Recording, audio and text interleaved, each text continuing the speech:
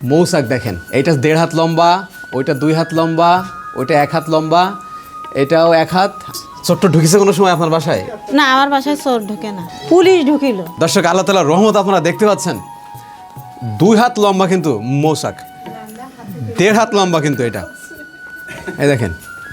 আর এইখানে কিন্তু যত সময় ভিডিও ধারণ করলাম ঘাড়টা নিচু করে একদম আস্তে করে ভয়ে ভয়ে, কিন্তু তো আপনি যাই করেন আপনার বাসায় তো প্রশাসন আসবে না আপনার ধরতে, যে পরিমাণ সিকিউরিটি আছে আপনার সামনে। এই দেখেন, এদের পাশায় অনেকে দেখেন যে হলুদ হলুদ, এই দেখেন হলুদ কালার, এই যে এগুলো আছে ওই মানে মধু সংগ্রহ করে নিয়ে আসছে। এই যে হলুদ দেখা যাচ্ছে না, এই দেখেন আছে ফুল থেকে, এই যে পরাগায়ন, ওরা ওইগুলো আছে সংগ্রহ করে নিয়ে আসছে। এই যে ঘরে যে জানলাটা দেখছি, এটা তো ফিক্সড হয়ে রয়েছে না? হ্যাঁ, এটা তো খোলা এটা আর খোলার কোনো লাইন নেই, না, না, মানে খোলা 3-4 মাস এভাবে বন্ধই থাকতো, তাই তো? হ্যাঁ হ্যাঁ, ওয়াও, প্রিয় দর্শক, আপনারা কিন্তু দেখতে পাচ্ছেন যে এই যে ঘরের জানালাটা, এই জানালাটা কিন্তু আর খোলা সম্ভব 6 না। মাস 7 মাস সব থাকবে। 6-7 মাস অফ, তার মানে ঘরের ভিতরে আলো জ্বালানো বন্ধ, জানালা খোলাও বন্ধ। হ্যাঁ হ্যাঁ ও, আপনার তো জিম্মি হয়ে গেছেন প্রায়। হ্যাঁ, মেয়েদের কাছে। আচ্ছা, এই কত কেজি মতন আপনার যদি টার্গেট, মানে যতটুকু এই মধু হইতে শাকটা পারে? দেখাচ্ছে ভাঙলি 7 কেজি 8 কেজি মধু হয়। আর আপনার নিজেই কাটে কিন্তু, মানে কোনো মোবাইল দিয়ে কাটান না তো? না না, কারো দিয়ে নিজেই কাটাই কাটান? না। আমি নিজেই কাটি, কিন্তু এইবার একজনের দিয়ে কাটাইছি এই 2টা শাক, এটা হাত দিতে আমার একটু ভয় ভয় লাগছে। ও, মানে এখন মানে এরা সেভাবে মনে হচ্ছে খুব রাগী। রাখি না। এই একটা কি কামড়াইছে এই পর্যন্ত? একটা কামড়াইছে? না, কামড়ায়নি, গত বছর আমারে কামড়াইলো।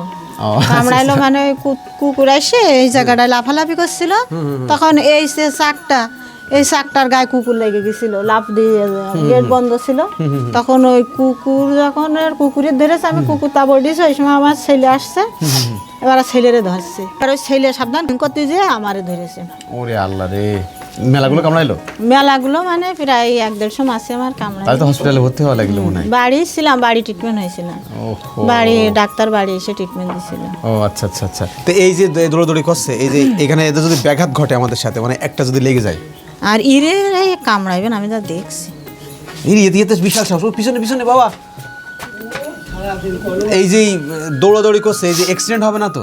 ওই দৌড়োদৌড়ি করলি ইরা কি করে, যদি দৌড়োদৌড়ি করা হয় তাহলে ইরা ধরে, তাছাড়া ধরে না। আচ্ছা, এই যে দাঁড়ায় আছি আমি এখন, যদি আমার সামনে একটা অ্যাক্সিডেন্ট হয়, ওদের মানে রাস্তার মধ্যে এই যে দাঁড়ায় থাকি ভাবে, আপনি যাবেন আপনি যখন এভাবে যাবেন, উড়ে আসবে না, যখন যেটা আসলে আপনি কপালে যদি বাড়ি খায়, তাহলে সেটা মানে যেটা বাড়ি খাবে ওটা কামাই সেটা দেবে। হুলফু মারিয়ে দেবে। ওরে সর্বনাশ, তার মানে তো আমি একবার পুলসি রাতের পর আছি, তাই তো?